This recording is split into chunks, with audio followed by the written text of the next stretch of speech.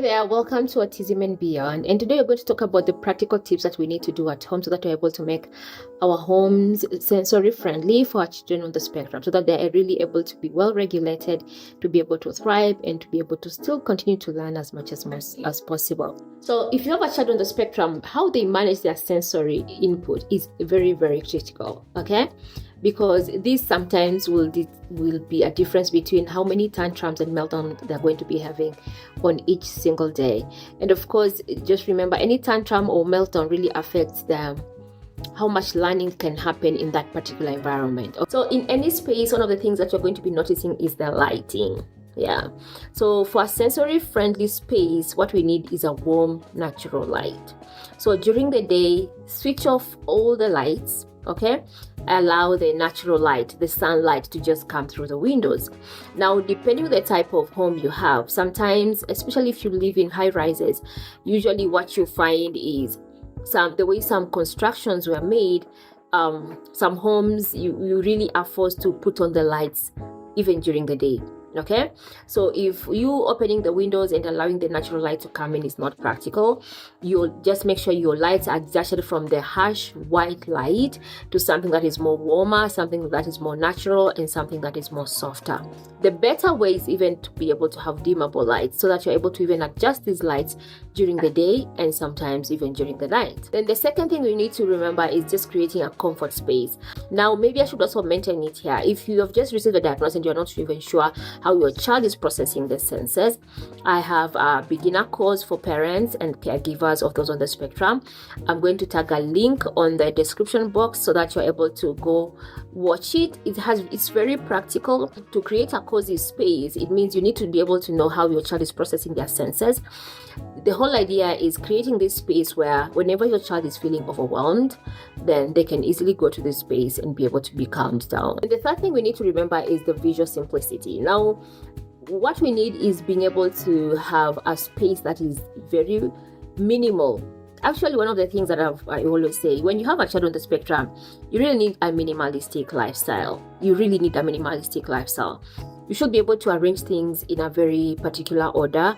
You should be able to see everything that you need when you need it, especially now for children on the spectrum, because most of these kids will not be able to figure out this toy was on the table and I cannot find it on the table.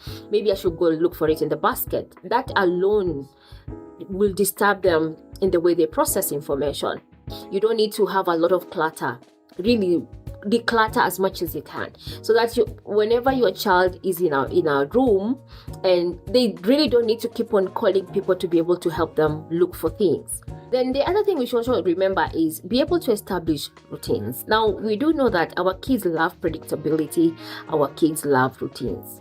Okay, so how do we establish routines? Each child needs a routine. We all need some type of routine. Like, what are the kind of things that you wake up and do immediately? Like, you don't need to sit and say, okay, so today's Monday, what do I need to do? Yeah, you need to have some routines. The things that you do the first maybe 2 or 3 hours you wake up, those should be known. Those should be your routines. Those should be your habits. Now, for children on the spectrum, they don't have a luxury of not having a routine. It's important that they have a routine. Okay, so for example, a child, when they wake up, they should be able to know, I wake up, put on my maybe I wake up, I pray, put on my shoes, make my bed, and then go for breakfast. Like, that should be automatic. They should not be looking for anyone or anything when they wake up.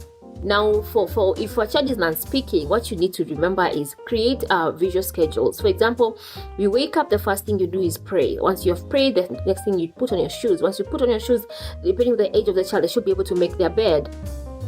And remember, please, there's a video that I talked about how best we are able to, be able to support our children in a family setting where there are siblings and all that.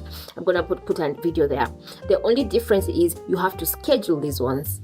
You don't really just surprise them. They should be able to know, by the way, tomorrow is your duty to set the table, to clear the table, and to wash the utensils. They should be able to know that beforehand. And imagine they will wake up, have that in their mind already, and they will do exactly that. Okay, so that's the beauty of visual scheduling. Then the second thing we should remember is when it comes to routines is having transitioning.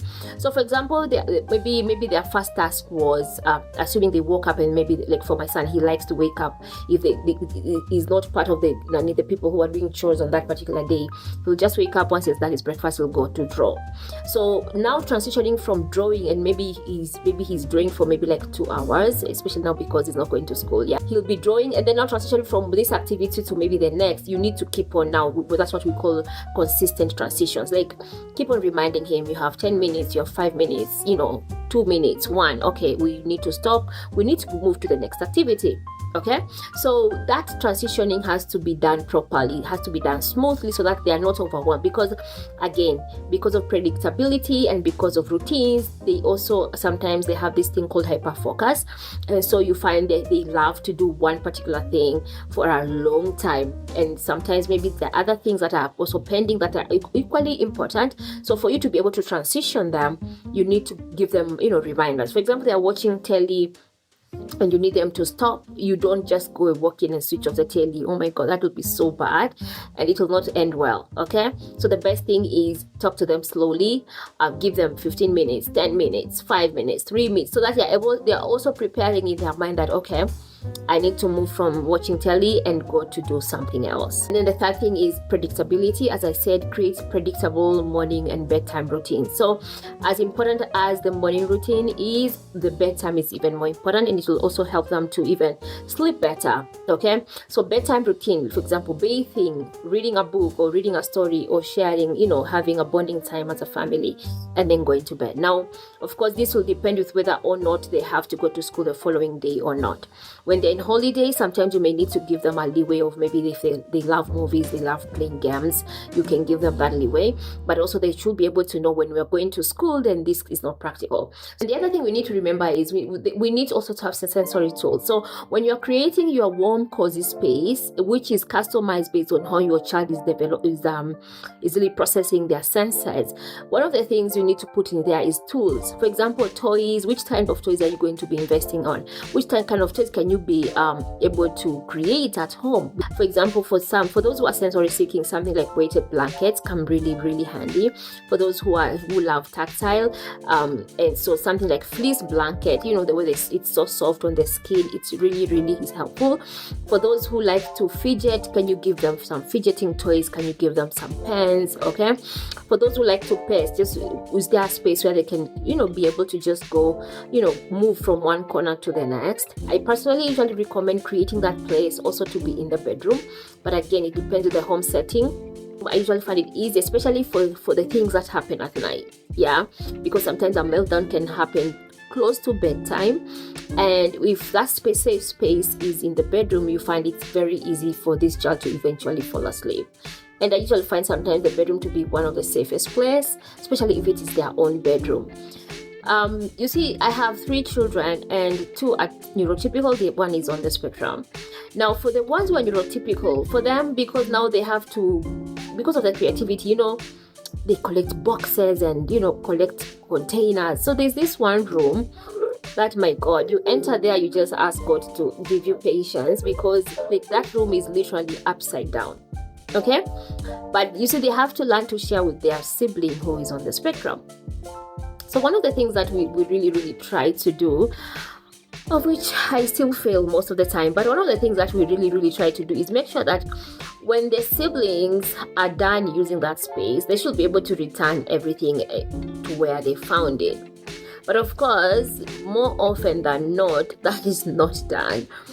Like, you enter that room and you find, like, you have to always call them back and tell them, okay, please clean up this space and rearrange this place. Okay, but with time, the brother now has been able to just learn how to cope. As long as he knows where his pencil is, the papers that he uses to draw is, if there's colors and painting, as long as those things are still where they're supposed to be, he's okay with it. Okay, but problem is, for example, now if the neurotypicals also are in this, they also want to be painting or want to be coloring, so they have to share those things. That's really where we sometimes have issues. but I think with time they'll just learn to learn how to live together. Yeah, but the point is, whenever you're having a child on the spectrum, try as much as you can to be as organized as possible. Try to label things with pictures as much as possible, because for our children on the spectrum, visuals are very important. Like, information is stored in their brains using pictures, and because of that, moving something or rearranging things in a room, sometimes it may mean so much disorientation in their brain. Okay, and it's the same. So if you have a lot of clutter in a room, things that they don't need, it is also messes up their brain big time. So, like, for example, now the siblings should be able to be aware if their brother comes and then is not able to find his pencil or his color, then that will mean a problem. Then even when they are using those things, then they should always remember to return them where they're supposed to be. Okay, and I think that's what really inclusivity means. Okay, so yeah, I really hope this helps someone. And if you're here for the first time, remember I have a course. You can just check it on the description box. But even more important, I also did a video on, for example, you find your child on the meltdown, like they are overwhelmed already. What are you going to do? Okay, so go ahead and watch that video right here. Till then, bye bye and keep safe.